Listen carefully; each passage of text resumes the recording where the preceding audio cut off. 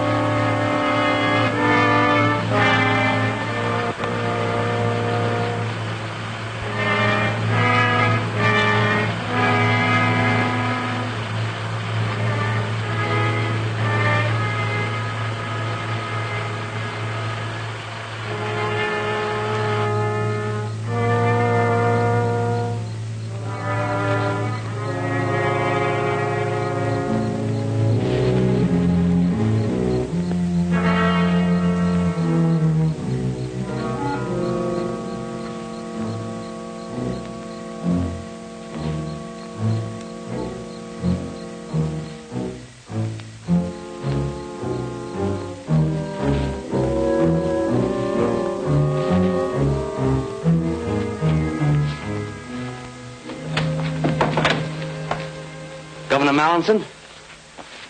I'm glad you got here, Mr. Hendricks. Nobody saw you, I hope. I don't believe so, sir. Good. Gentlemen, this is Mr. Richard Hendricks. Our host, the State's Attorney General, Mr. Whitmore. It's a pleasure, sir. Glad to meet you, Mr. Hendricks. My name is Hughes. Mr. Hughes? Our Commissioner of Metropolitan Police. Won't you sit over here, Mr. Hendricks? Thank you. Let me take your hand. What can I get you? Oh, a little ginger ale, if you please. Right. Hendricks, all this secrecy may seem a little ridiculous to you, but you realize, of course, your identity must not go beyond the three of us in this room. It's only fair to warn you that our two previous investigators fared rather badly. We found one of them with enough lead in him to start a pipe factory. The other simply disappeared. Well, thanks for warning me. Oh, thank you, sir. You're welcome. Well, gentlemen, I left Washington in such a hurry that I wasn't given a very complete briefing on your particular problem. But offhand, I would say the trouble is in your parole board. During the past 6 months, prisoners of such low character have been paroled. I now suspect criminal conspiracy. Well, do you appoint the parole board, Governor? Yes, I do. Well, why not replace them? You see, those appointments are made for a period of 6 years, and nobody, not even the governor himself, can remove a board member for any reason other than proven malfeasance of office. I see. That kind of ties things up, doesn't it? Well, gentlemen, I've been figuring how to go about this investigation. Well, forgive me for pacing, Governor. I think better this way. As I say, I've been figuring how to go about this investigation, and I've come to the conclusion that I must pose as a parole violator. Oh, incidentally, does the name Richard Murdoch sound familiar to you? Richard Murdoch, he was in that payroll stick-up. His last job was the Milberg Trust Company holdup. Oh, yes, I remember now. Well, Murdoch was paroled and then quietly skipped the country. So quietly, in fact, that not even the grapevine has the information as yet. And you propose to assume the identity of Murdoch? That's right. Only I'll call myself Rick Carson, since Murdoch naturally would be using an alias. Now, as Murdoch, alias Rick Carson, I must become friendly with someone who has been through the parole mill in order to find out how his parole was engineered. Have you anyone in mind? No, but it should be someone whose parole was obviously bought. I figure that if someone pays for a parole, someone must receive the money. While you're working undercover as Richard Murdoch or Rick Carson. Carson, you'll have to avoid any contact with the police, even in an emergency.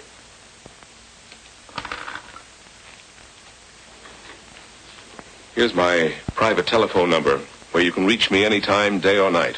Thank you. Metropolitan 6267. Metropolitan 6267. I'll remember it.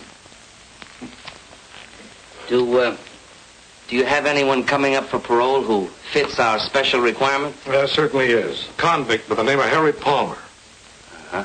And when is the next parole board meeting? Let's see. Next Tuesday at the state prison. Next Tuesday at the state prison. Let me see. You're now serving time for attempted murder, Palmer. Do you have anything to say about that? Yeah, it was a phony rap. A lot of things about my trial smelled plenty bad. So does your police record. Do you think you've learned your lesson during your time in prison? I sure have, ma'am. I found out that crime don't pay off. Besides, I realize the things I've done ain't fair to Glenda. She's my wife. If you are paroled, will you conscientiously try to live a clean and decent life? Sure. You can bank on that, Reverend. You think you can earn a living? Honestly, I mean. You bet. I'm promised a job as chauffeur to Miss Dumont. She owns a pastime club. It's all in my application there. If you give me this one more chance, I promise I'll never step off the straight and narrow again. Why, he isn't sincere. He's merely playing on our sympathies. All right, Palmer, you may return to your duties. You'll be notified by the warden of the action of this board.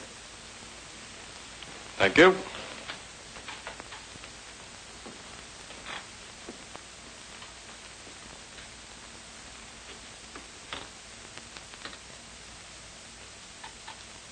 And I feel in my heart that Palmer is sincere. The poor man has never had a fair chance to rebuild his ruined life. Therefore, for the wife's sake as well as his, I favor paroling him. And what about you, Mr. Jones? It seems to me that keeping a man behind bars when he can earn a living is a needless waste of taxpayers' money. I vote for his parole. And your decision, Reverend? As you well know, I usually bend over backwards to give the misguided unfortunates a chance. But in the case of Harry Palmer, my conscience compels me to oppose his parole. And your decision, Mr. Perkins? Palmer deliberately broke the law. Not once, but many times. Freeing a man like Palmer makes a travesty of justice. I am positively against paroling him. Well, it seems we're evenly divided. 2 for and 2 against Palmer's parole. Consequently, as chairman of this board, it becomes my duty to cast the deciding vote. A decision like this must come from the heart as well as the mind. It must be tempered with humanity and understanding. I watched Palmer when he made his plea, and I'm convinced of his sincerity. In view of this, I must cast my vote with Mrs. Prescott and Mr. Jones in favor of Palmer's parole. This is an outrage, Holliday. At least a half a dozen times in the past few months you've done the same thing. I just don't understand. I'm entitled to my vote the same as you, Mr. Perkins. Now, Palmer will have served his minimum sentence on the 22nd of this month. His parole will become effective on that date. I learned that Palmer's wife, Glenda, was working as a waitress at the pastime club. So I decided to hang around. I'll delete that hang around. So I decided to drop around to the club to look the situation over.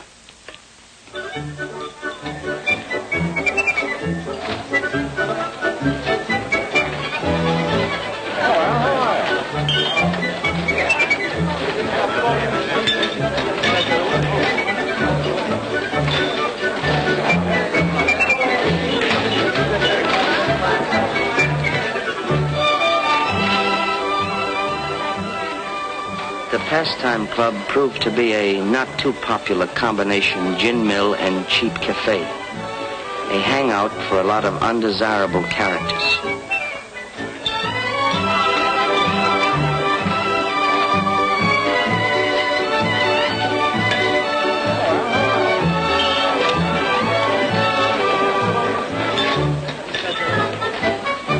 May I take your order, sir?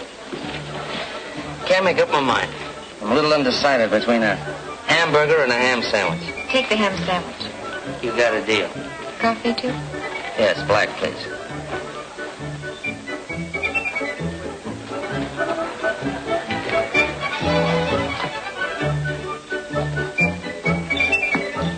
Thank you. It's quite a place you got here. Do you own it? You must be new in town. I only work here. Jojo Dumont owns the place. Oh, well, then Mr. Dumont's got a nice place here. Miss Jojo Dumont. In fact, there she is now.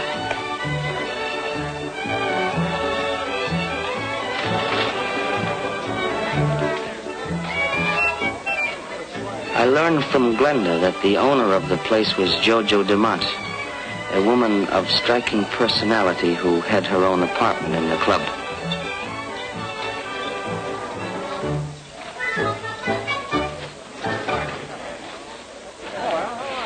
One group of hangers-on seemed to be tied in with Jojo.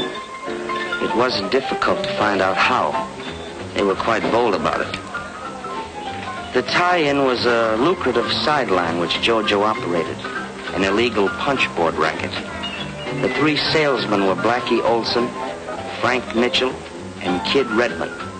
They sold to the cooperative customers who were always glad to make a dishonest dollar. Duke Vigili, another of Jojo's willing workers, spent most of his spare time trying to cheat a slot machine. During his working hours, he called on the less cooperative prospects.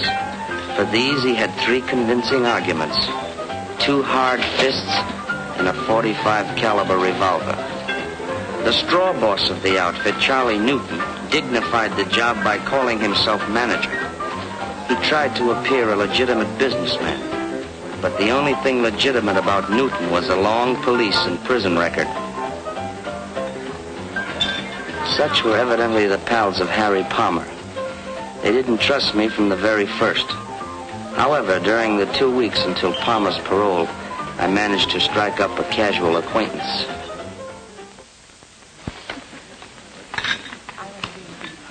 Never mind the cream cheese. Understand you've been around a little, Carson. A little, here and there. Stick around for a while? Maybe. All depends. On what? Maybe it depends on you, Newton. You run the joint. I thought you might have something in mind. Not a thing. Hi, boy. Besides, I'm only the manager. I don't own the place. Miss Dumont does all the hiring and firing. Uh-huh. Well, I guess I'll have to make it my business to get acquainted with Miss Dumont. Oh, that did it. Gin. That's 3 games. Never saw such luck. Lucked up. You play like a dope, kid. Am I right, Duke? He always plays like a dope. Yeah, he always does. 5 more. $15.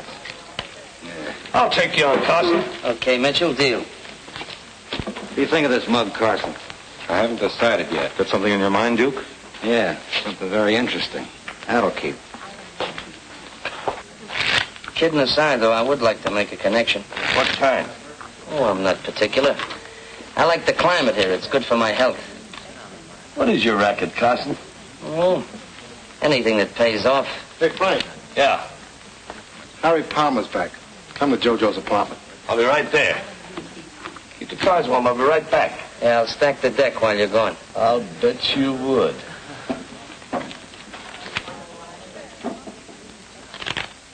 I would have given a lot to know what was going on in Jojo's room. I found out later from statements of various people concerned. Sure looks natural. Just like old times, right? Sure, it's like all right. Feeling better, Glenda? Wonderful. Seems like 100 years since I saw you, darling. Yeah, me too. That's what I've been waiting for. Frank will be here in a minute. Well, this calls for celebration. How about fixing some drinks, Blackie? Okay, Jojo. Sure liquor. You look right in the fence there, kid. They treat you good up there? What's on your mind, Charlie? How long are you going to keep Palmer on as a chauffeur, Jojo? Are you kidding? What do you think I got him out for? Chauffeurs are a dime a dozen. The other boys are all right fixing the boards. Now, Palmer's the best collector we ever had. As long as he keeps his nose clean. The next time he gets in trouble pulling off side plays, I'll let him rot in the pen.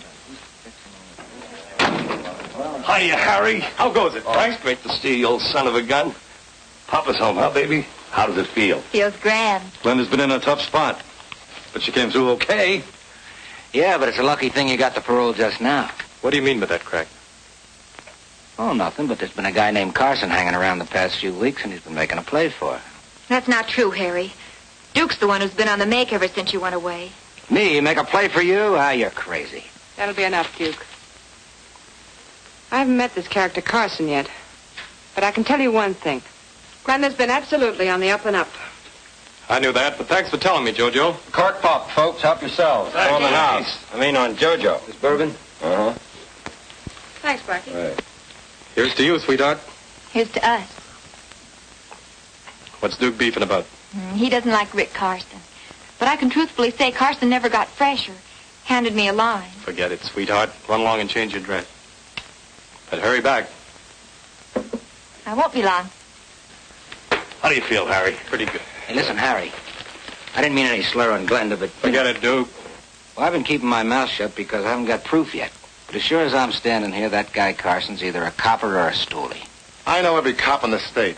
Well, he might be one of J. Edgar Hoover's boys. Carson's no more FBI than I am. That's all we need around here, a copper. Especially when business is just beginning to boom. He lives at the Colvin Hotel right down the street. Why don't we search his room? There must be something around to tip us off. I can get in. I know the night clerk. Sure. The kid and Blackie could investigate. Then we'd know exactly how things stand. JBI, that's me. Jojo's Bureau of Investigation. Hello, Mr. Carson. Oh, hello, Glenda. Hey, this looks like the beginning of a second honeymoon. You like my new dress? Pretty sharp. Hope my husband will like it. Sure he will. Oh, here he is now. Honey, this is Rick Carson. Glad to see you, Palmer. Glenda was telling me about you. I was telling Harry how polite you've been. That's a great deal more than I can say about most of the customers. Oh, thank you, Glenda. That's a real compliment. See you around. Glad to, anytime. Good luck to you both. How long will it take to search Carson's room? No, it won't take over an hour. Only the clerk doesn't come on till 8 o'clock. Sometimes maybe a little later. Suppose I arrange to keep him occupied between 8 and 10. You haven't even met Carson. So, you'll introduce me. I think I can keep him interested for a couple of hours.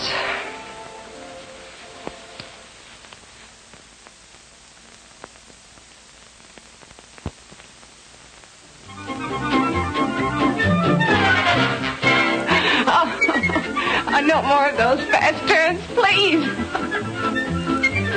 Oh.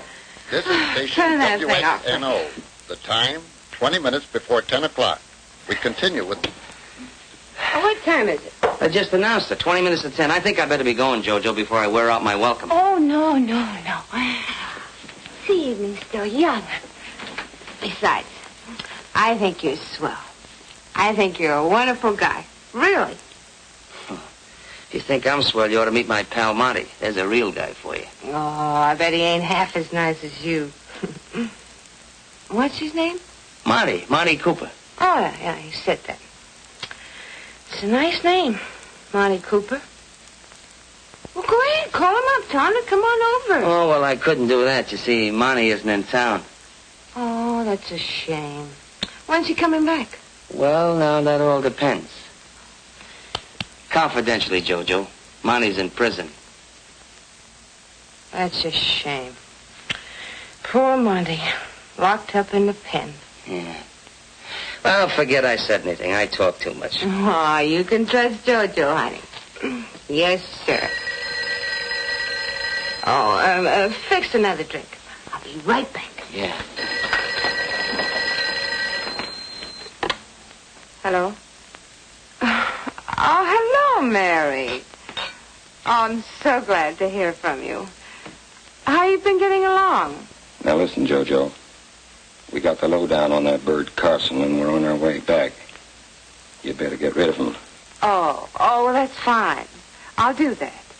Yeah, goodbye, Mary.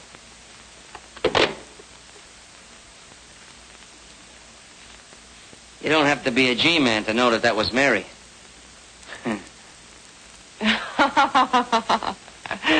Oh, honey, you were listening. Yeah.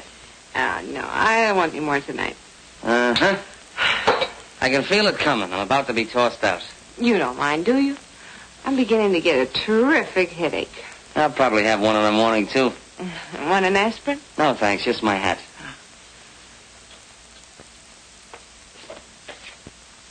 Thank you. Well, good night, Jojo. It was a swell evening. I enjoyed it.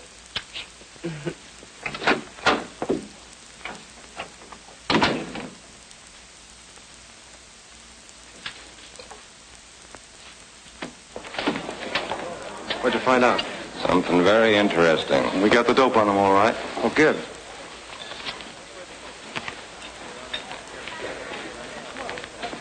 That is interesting. Hi, Rick. Oh, Rick. Hi. How you doing? How's everything? What's up, Duke? I don't know. Oh, hello, boys. Well, let's hear it. What's the dope on Carson? What do you think of that? His name ain't even Carson. Richard Murdoch. Age 32, date of birth 9/15/16, Detroit, Michigan, as dark brown. Occupation mechanic. Yeah, it had me puzzled for a minute or two. Then it came to me. This guy Murdoch and a pal of his, a fellow named Monty something. Monty Cooper? Yeah, that's it, Monty Cooper.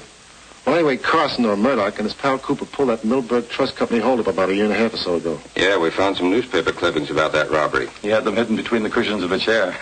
You hadn't figured on your JPI. It's good for you. Well, I guess I was all wet about Carson being a copper or a stoolie. Why don't you give up, Duke? You're always beefing about something. Okay, but don't say I didn't warn you guys if something goes wrong. Now, get this picture. This is the Milberg Trust Company, a real old broken-down joint. There's the flight of stairs where we came up. This is the vault here, a real old-fashioned camp. Well, those stairs made it a little tough because we had to back down them and we couldn't see who was coming up. Anyway, we come in here and there's all kinds of desks and places where you write out checks and so forth. There's quite a few people. Well, I heard them all over here in the corner. Keep them all together. Monty takes the cashier, forces him in over here, makes him open the vault. We open this little old-fashioned can, and what do you think we get? 50 G's. We back out of the joint and make for the car. 50 G's? Split two ways? Not bad. You see, Monty and I don't go in for big mobs. Hey, maybe you saw Monty up there. He was doing a heavy stretch. Yeah, I saw him almost every day. Talked to him a couple of times. But he didn't get overly friendly with anyone. Yeah, that's Monty, all right. Well, Harry, I'll tell you. I got another big job on tap. But I gotta get Monty out of prison before I can pull it off. That's tough to do unless you know the ropes. Besides, it takes $2,000. How do you know? I just know. Harry, I figure naturally you just getting out, you could kind of tell me how your parole was engineered. Now, I'm willing to cut you in for a third, and I'll pay all expenses. Yeah, I don't know. What's the matter? Ain't my dough as good as the next guy's? Oh, it ain't that, Rick. Look, I'll let you in on a little secret. Maybe you noticed the boys got kind of friendly the last couple of days. So? Well, they checked on you, and you're okay with most of them. But Duke's still holding out. He ain't satisfied you're on the up and up. Well, what's that got to do with me buying a parole through you? It's got a lot to do with it. JoJo's the first step, and unless she's sure of her ground, no dice. All right, so there's no dice with JoJo. And who's the next step? Now, wait a minute. Not so fast. I'm no squealer, Rick. No, but you do know who the higher-up is. Maybe. But I ain't saying.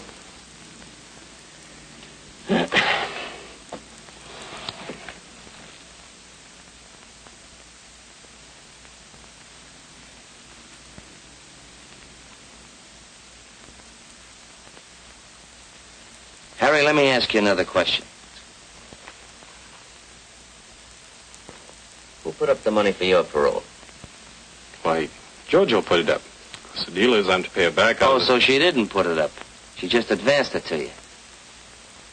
Yeah, that's right, but... Well, why cut in JoJo when you can easily go around her and pick up a couple of G's for yourself? All right, later on, if you want to cut her in, that's your business. You might have something there, Rick. At least it's worth it. Glenda's home. Don't say anything to Glenda. Hello, darling. Hi, baby. I'm ever tired. We had such a busy day at the club. Oh, Rick, you're not leaving. Yeah, I think I better be going. Why don't you stay for dinner? Won't be very fancy, but you're welcome. Yeah, why not, Rick? Maybe some other time. You run along and get some dinner started, Donnie. I'll come in and help you in a minute, huh? Okay. Sorry you won't stay, Rick.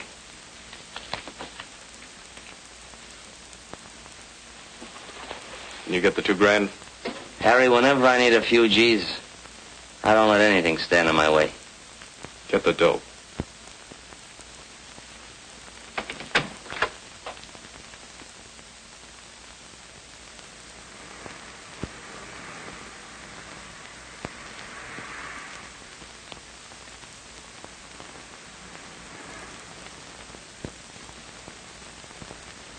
I called the commissioner and told him I was all set to buy a parole for a pal of mine named Monty Cooper, but I had to have $2,000. He agreed. But as the boys were somewhat suspicious of me, and in order to gain their confidence, it ought to look like I had pulled a stick-up. Go ahead, read it. Philanthropist. Well, anyway, robbed. Bandit ignores jewels. Gets $2,000 cash. Neil Ingersoll, civic leader, was held up last night and relieved of $2,000 cash by a bandit who claimed he was not interested in jewels. Ingersoll, returning home at a late hour from an auction of antiques.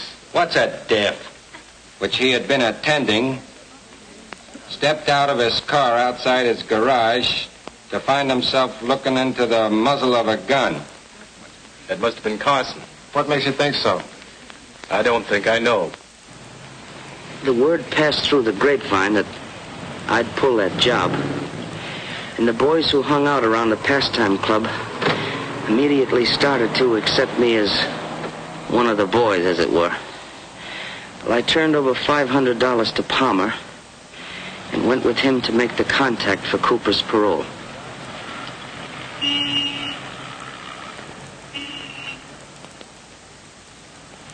When we reached the lobby of an office building, Palmer told me I couldn't go upstairs with him. This was disappointing. But I heard him tell the elevator operator to take him to the 5th floor. So I checked the names of all the tenants on that particular floor. There were over 20.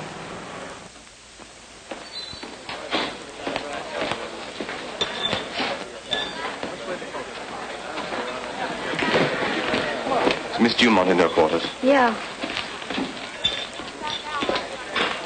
The jerk. Hello, Bonnie. Hello, Jojo. What's on your mind, darling?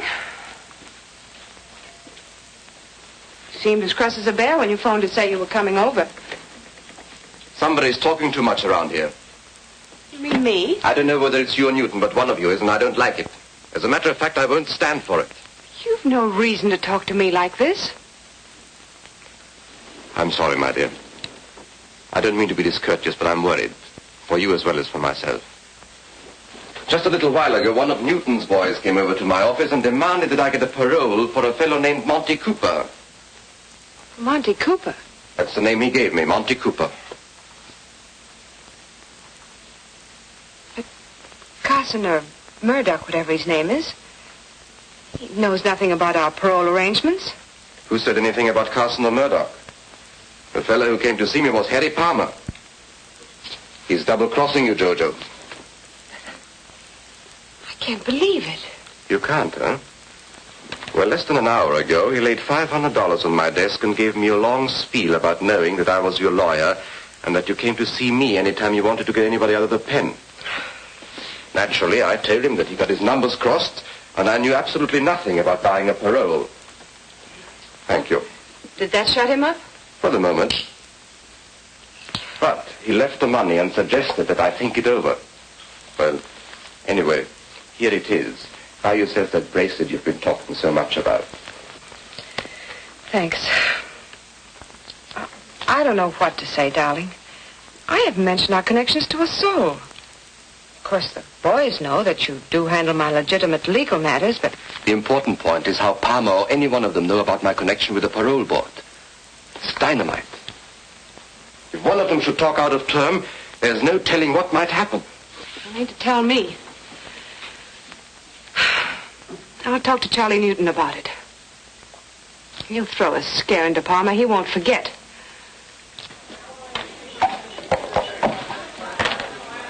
4 aces and 2. Harry Palmer just pulled a double cross on Jojo. Yeah? What'd he do? That's my business. Jojo says she doesn't want any rough stuff. But I'm running the boys, not Jojo. Yeah, but Jojo just got Harry out. So what? You're just as good a collector as Harry ever was. Huh. I should say I am. You name it. We'll do it. Okay. Tell you what we'll do. I'll call Harry on the phone, tell him to call me back from the corner drugstore. When he rings up here, I'll tell him to skip it, that I changed my mind. Now, when he's walking back to his house...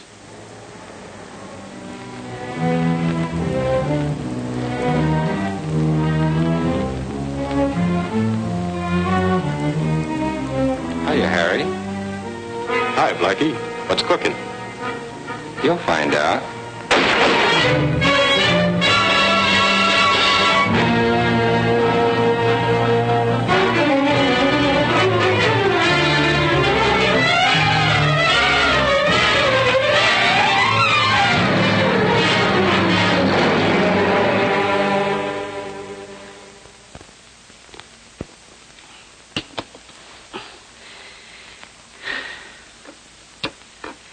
The killing of Palmer completely upset my plans, as I had now lost my only link to tie in JoJo with the higher-ups in the parole conspiracy.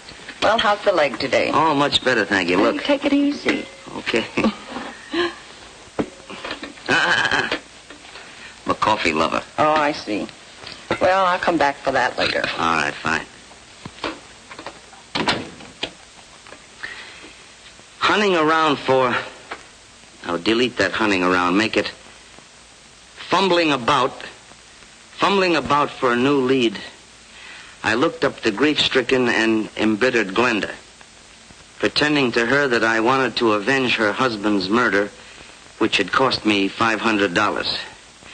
Well, I showed her the list of tenants occupying the 5th floor of the building to which Palmer and I had gone to, and only one name, a first name, sounded familiar to Glenda. And that first name was Barney. B-A-R-N-E-Y. Barney. Now, it belonged to a man whose full name was Barney Rodescu, R-O-D-E-S-C-U, who was a lawyer and sort of a man about town. Well, I decided to find out if he was the contact between the crook on the parole board and JoJo Dumont.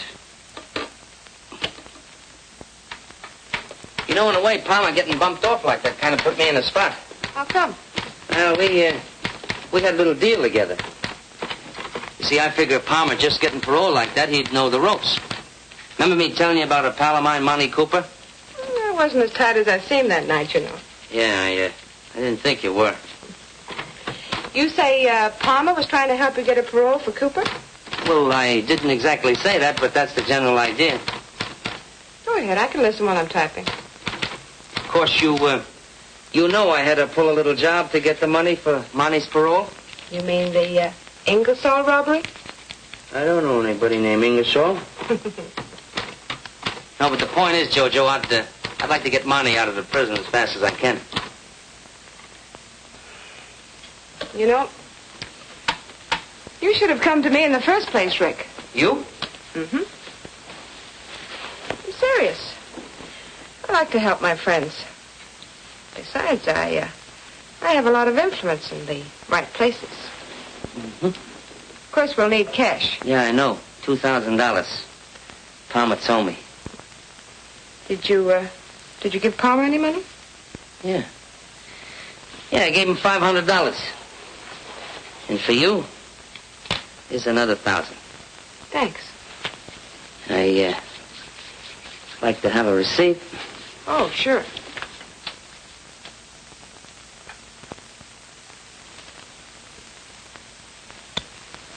There's your receipt. Hey, you know, that's not bad. Of course, it's a little expensive at $1,000 a throw, but it's not bad. And, what about the balance? The balance you get the day Monty's paroled from prison. It's a deal. Well, I guess that about winds up what I have to say. From here on, my future's in your hands. All I ask is that you give me a break. You needn't worry about not getting a fair break from this parole board. All right, you may return to your duties, and you'll be informed of our decision later. Thank you. Thank you very much, sir. That man should be put away for life. He's an habitual criminal. Why should the state have to support this man for life? That's the wrong attitude. I agree with Mr. Perkins. I'm opposed. The man deserves a chance. Every man deserves a chance.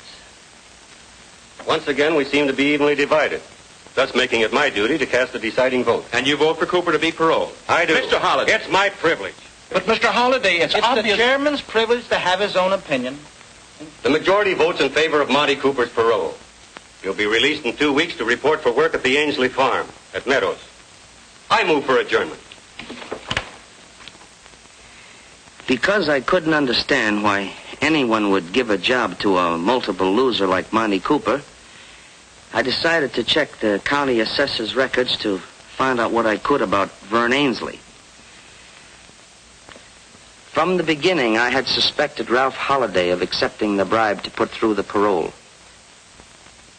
But with the information I had now obtained, I felt certain it was Rodescu who had offered the job on the farm to Monty Cooper. Suspecting the setup, however, was not enough. I still had to obtain the proof. That afternoon, I worked out a strategic plan.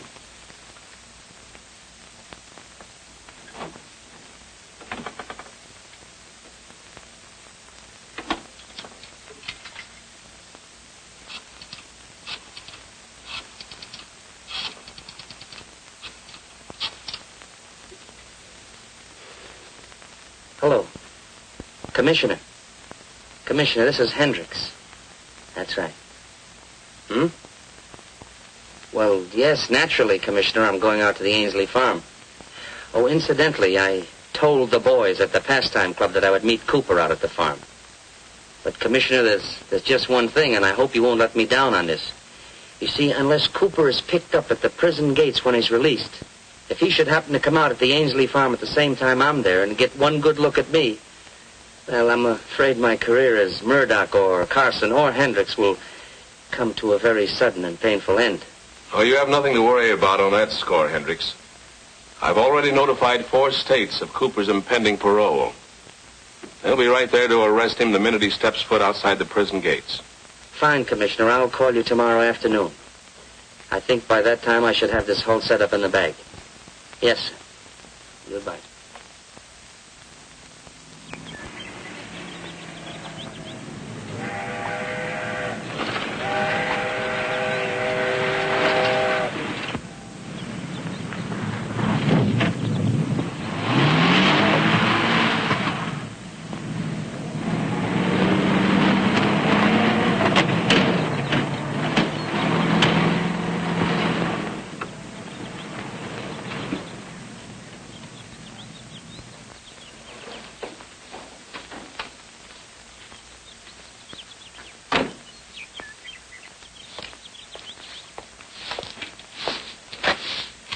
Ainsley?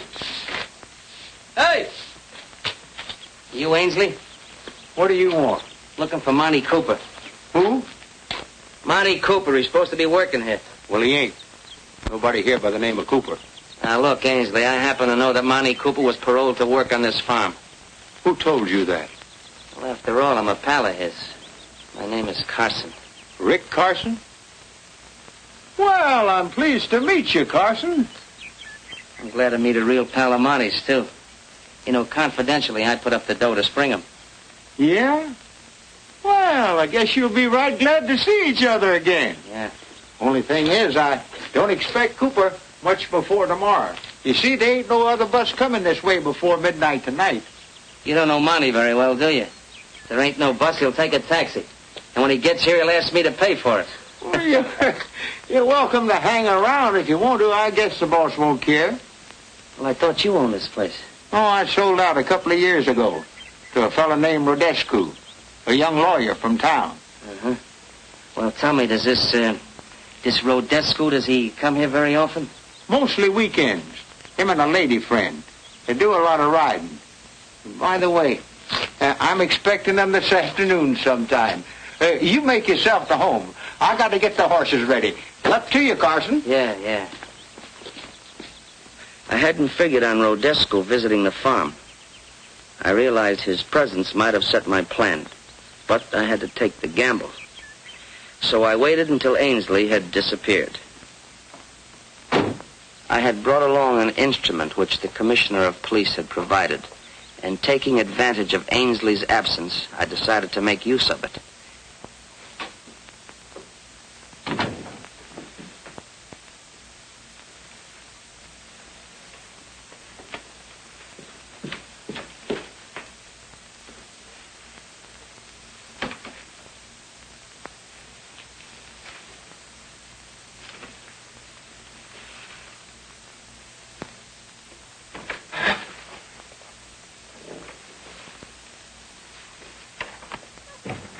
I quickly ascertained that no one else was near.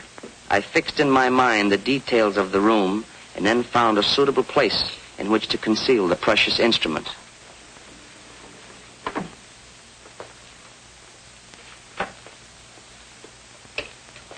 It was the latest type of sound recorder.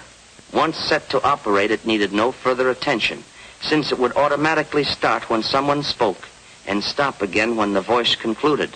It could pick up voice frequencies within a radius of 50 feet and could record continuously for 4 hours.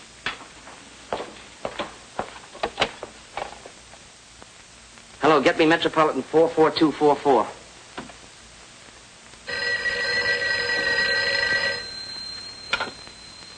Hello? Hello, Glenda. Glenda, this is Rick Carson. Oh, yes, Rick. I think I know who's responsible for what happened to your husband. You do? Who is it, Rick? Don't ask any questions now because I've got to act fast. I'll do anything you say. Fine. Now listen closely. You know that list of names and addresses of the parole board members that I left with you this morning? Yes, I have it right here. Fine. Now I want you to send each one of them the following telegram. Urgent you meet me at farm without delay. Drop everything else. Have you got that? Yes, Sign each one of those messages Barney. Barney. But I don't get it, Rick. What good are the telegrams? Well, Glenn, just a minute, Glenda.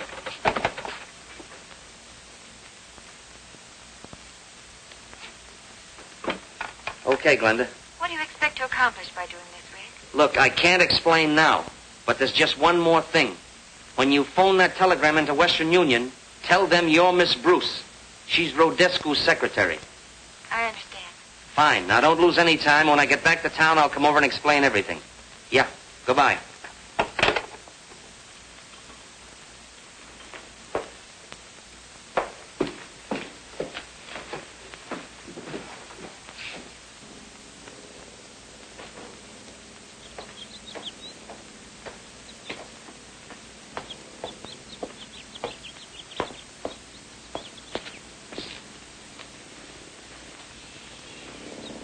Oh, hey.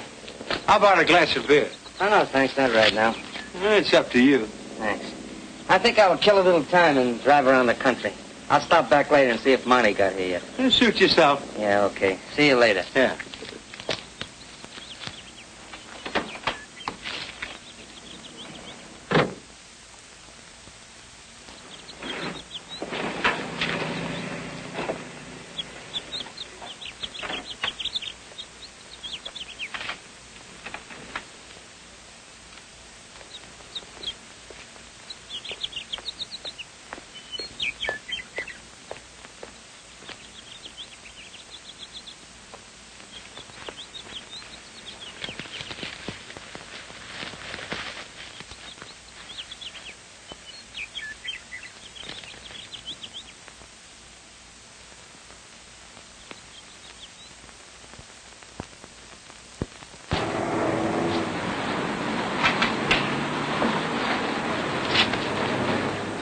So long, Cooper.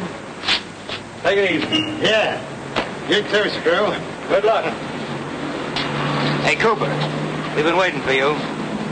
Yeah, what for? We want to take you along with us. Who are you and what do you want with me? We're pals of Murdoch. Oh, that's different. Sure, we're taking you to see him. Oh, no, not me, boys. I'm slated to report to a place called Ainsley's Farm in Meadows. And I gotta go there before I do anything. Well, that's just where we're going. Murdoch's waiting for you there right now. He is? And he's mighty anxious to see you. Well, I'm mighty anxious to see him. Where's your car? Over there. Okay, let's go.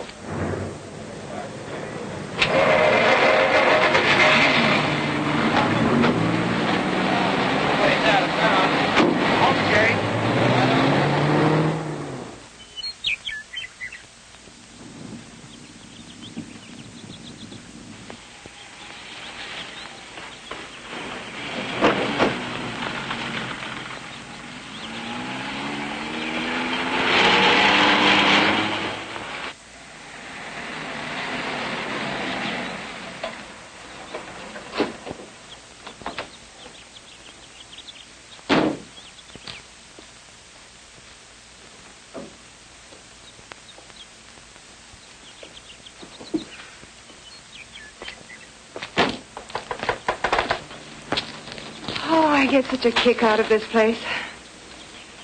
So peaceful. Why do you think I keep it, my dear?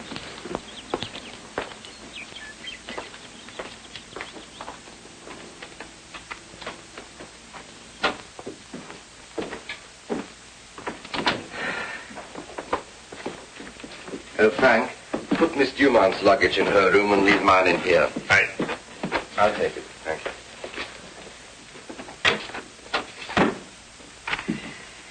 Darling, it's so good to be with you. Everything's okay. Oh, thank you, Frank. Olive complains to me he'll have some beer on ice. Feel like something to eat? No, thanks. Just a cup of coffee a little later. How about a canter over the countryside? Oh, let's relax for a little while. Later, maybe, huh?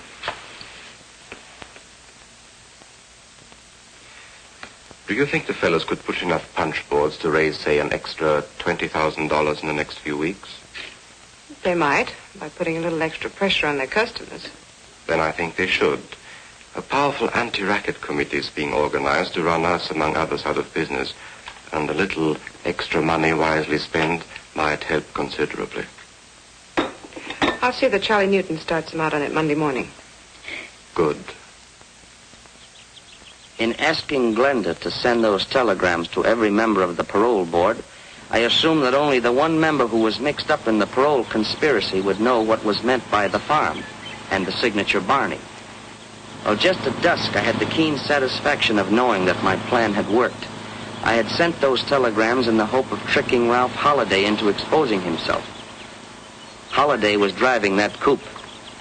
But instead of trapping one member of the parole board, I had caught two. But Titus Jones arrived in the car with my primary suspect.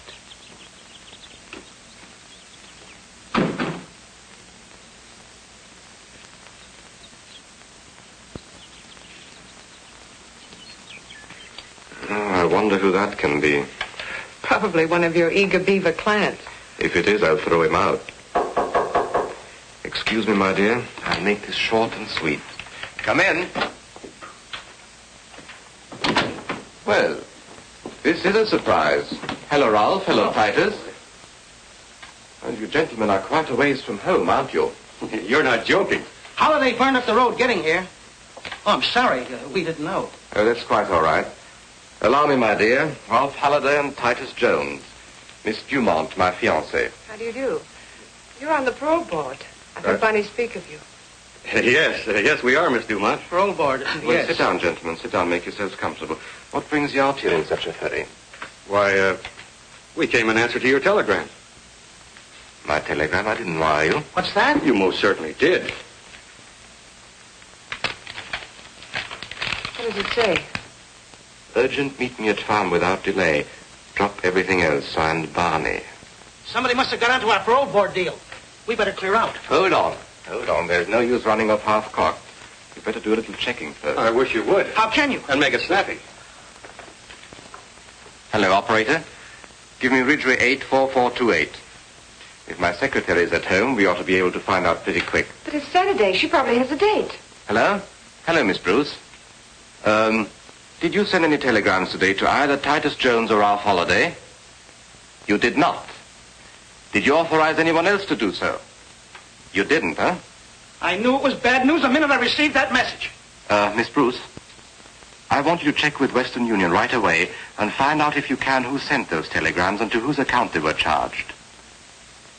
Yes. Call me back at the farm the moment you have the information. Right. She'll call me back. Someone's on our trail, Barney. Have you told anybody about giving Holiday and me the money? Oh, don't be an idiot. You don't think I'd tip anybody off that I've been bribing the parole board? Maybe Mr. Holliday or Mr. Jones accidentally. Ridiculous. That's absurd. It could have been that jackass Palmer you had working for you. He only knew the connection between you and me. He knew absolutely nothing of your time with Holliday and Jones. Whatever the answer is, I don't like it. I'm getting away from here. So am I. This farm is poison. Just a minute, gentlemen. We're remaining right here until Miss Bruce calls back. We're safer here than anywhere else for the time being. I was confident the recording machine was doing its work. But to make the record admissible as evidence in court, I would have to swear that I had seen the people inside that room and to identify their voices. There was only one way to do this. Who can that be? Where can we hide? Relax, gentlemen. Come in. Oh, I'm sorry to bother you. I'm looking for a friend of mine. What makes you think he's here? Well, I was told he would be. My name is Carson. Oh, it's Rick Carson, darling. Let him come in. You needn't worry about him. Come in.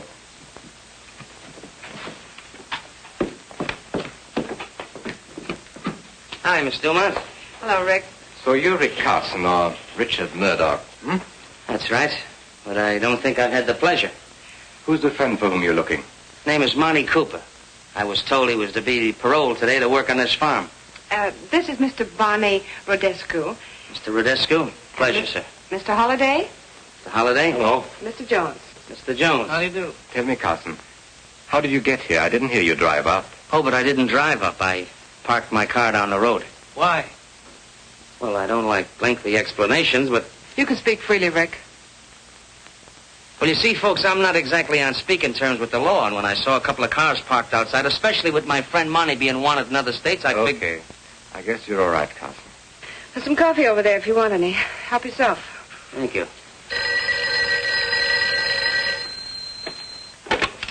Hello? Yes, operator. Must be my secretary calling me back. Yes, Miss Bruce.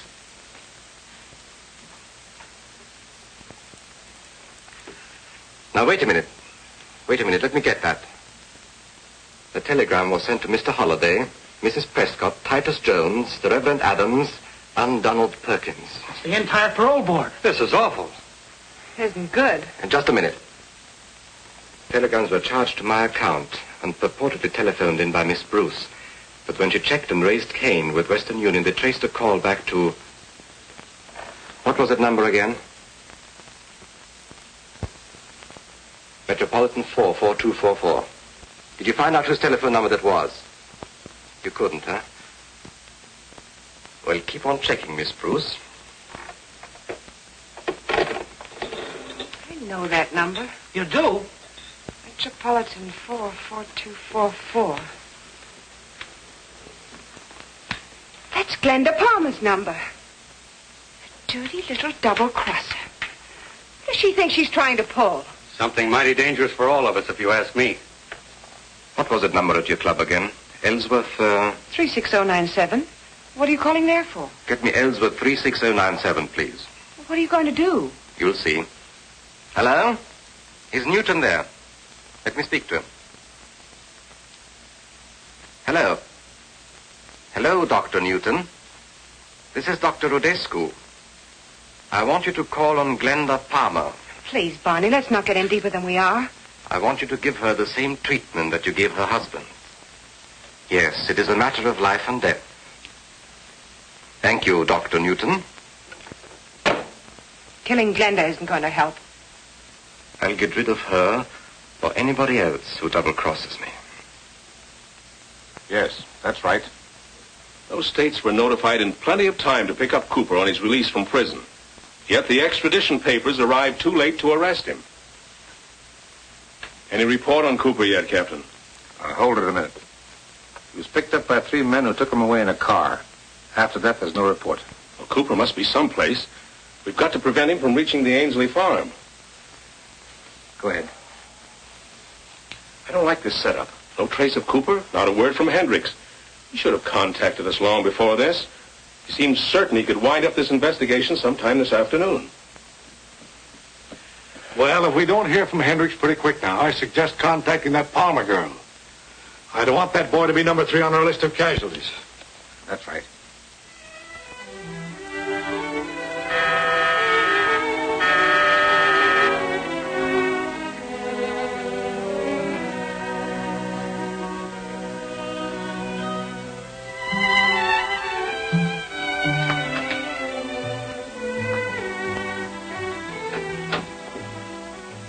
Hello, Glenda. Oh, hello. I was expecting somebody else.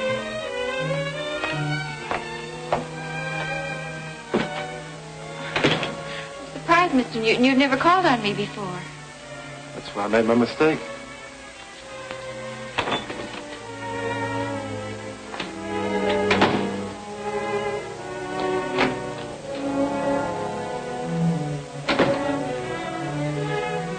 I can't invite you to stay. I was expecting someone. He should have been here before now. Well, it's a shame he's late. Now when he gets here, he won't find you at home. What do you mean? We're going out, Glenda. With me. No, I couldn't. Well, after all I told you, I'm expecting someone. Get your coat. Please go. Get your coat. Shut your trap.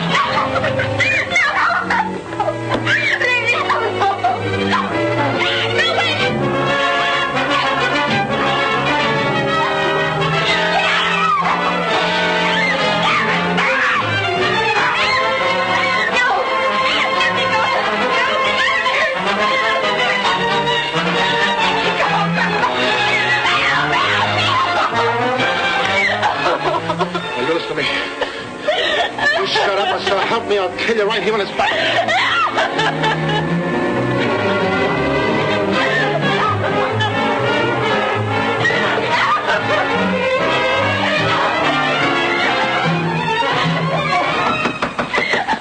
Mrs. Palmer, what's the matter in there? This is Mr. Brown, the manager. Open the door and let him in. But be careful. Go on. Are you all right, Mrs. Palmer? Thank heaven you're here.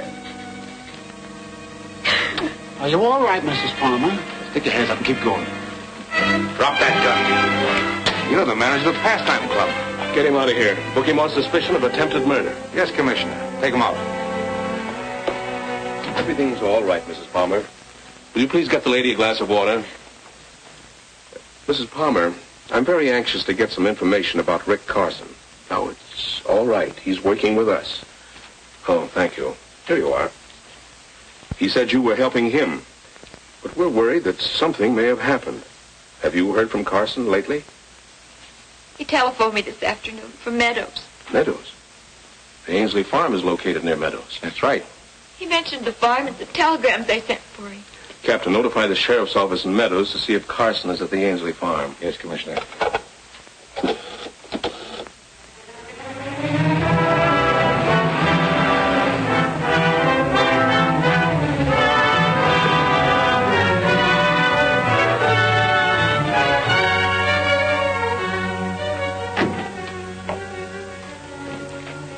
Jojo's here.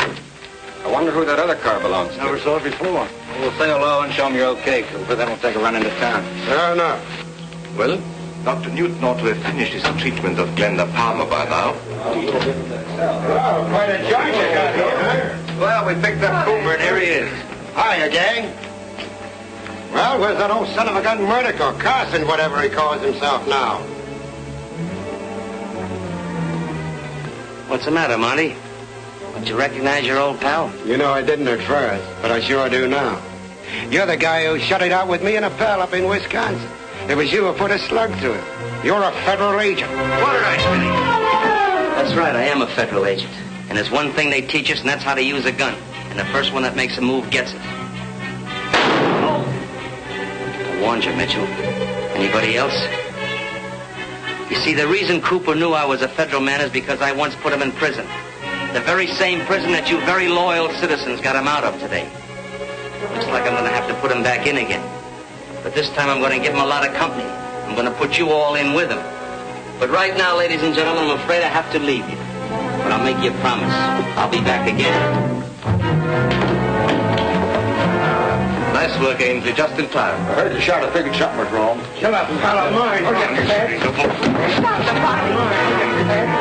the Gentlemen, put him in the chair. He'll be more comfortable here.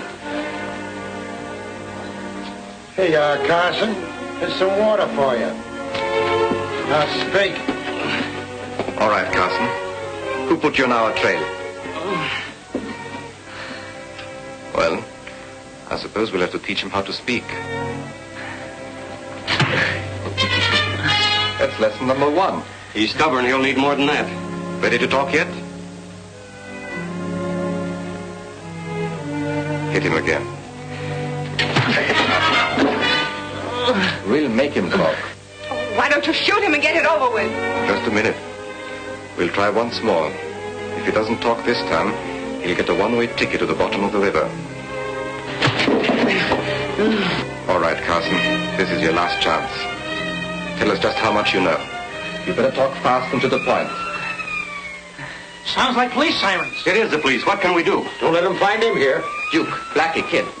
Take Cooper and Carson to the storeroom. Use the back way. Holliday and Jones, you better go along. Come on, boys. By Here. Hurry up. Make it snap. Now, you and I will be taking care of Frank, Jojo. All right. And remember, he was hurt in a hunting accident. Oh, shut up.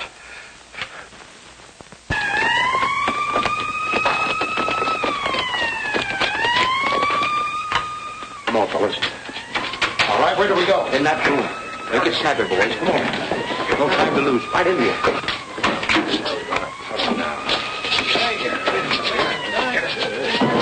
It's getting louder. They're coming in, all right. Quiet now. Lock it, boys.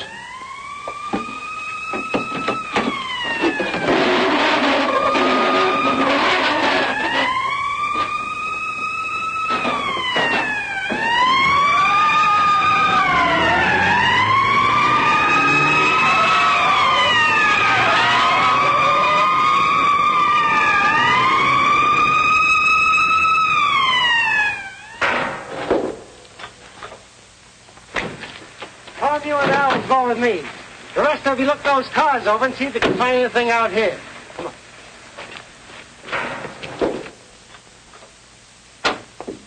You'll soon feel better, old man. Oh. What's the trouble here? My guest was hurt in a hunting accident. We called a doctor. Oh. Well, we're looking for a man named Carson. Carson? I don't know him. There was someone here earlier today, before you came home, dear. His name was Carson. He said he was looking for a friend. Was his friend named Monty Cooper? That name doesn't mean anything to me either. He was just paroled from prison. He's supposed to report here for work. We haven't seen him. If you have no objections, we'll look through the house. Help yourself. Thank you. Let's look at him, then.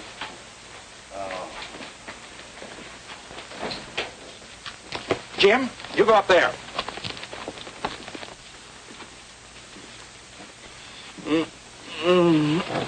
Shut up, you. One peep and I'll bust your mouth wide open. Gag him, Blackie. Thanks for your cooperation. I hope the doctor gets here soon. Good night. Good night.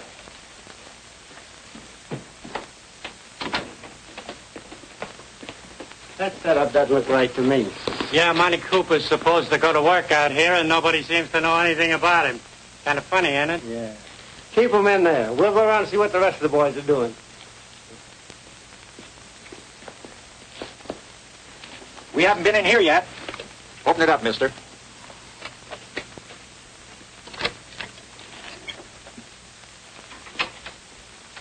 All right, boys, look it over. Kind of stuffy in here.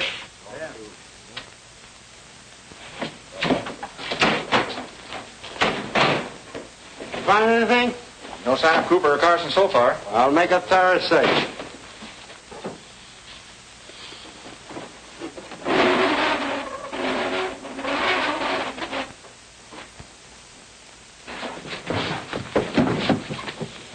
See, I told you there ain't nothing in here. That just about winds it up. Well, if Cooper shows up, I'll be glad to let you know. Okay, let's go, men.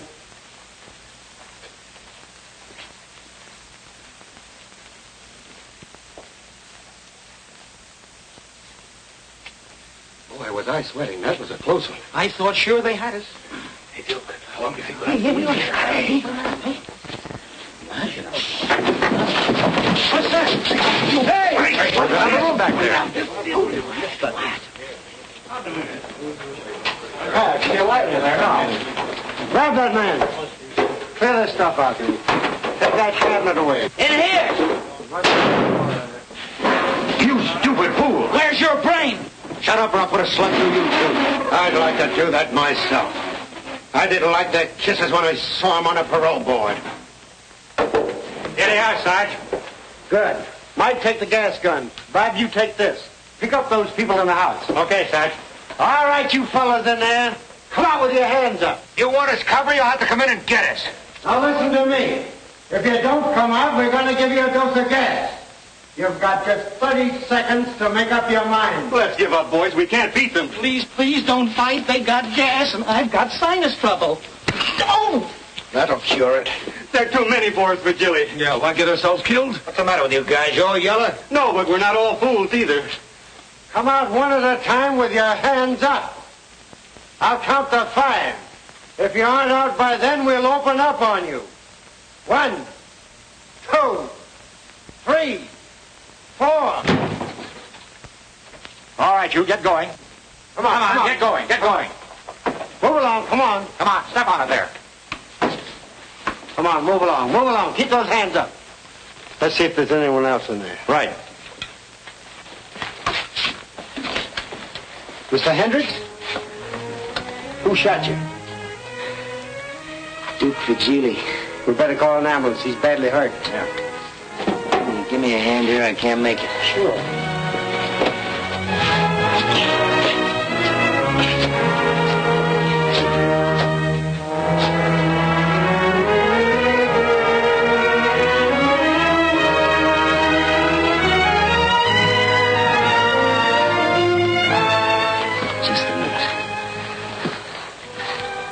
Well, Duke, I told you I'd see you again.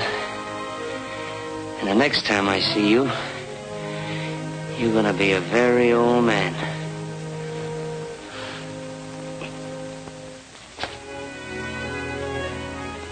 Oh, yes. Getting along real fine. Another week or so, I'll be able to go out dancing again. That's wonderful. Here you are, Mr. Hendricks. Oh, thank you, Mary. Oh, Mary's my favorite nurse. I can believe that. Now, if it wasn't for her, I'd probably still be lying in bed. Thank you, Mr. Hendricks. God bless you. Well, here's my completed report, Mr. Whitmore. It took quite a long time to finish it, but I hope it accomplishes what the governor desired. Well, I'm sure it will be, Carson. I mean Murdoch. You mean Hendricks. That's right.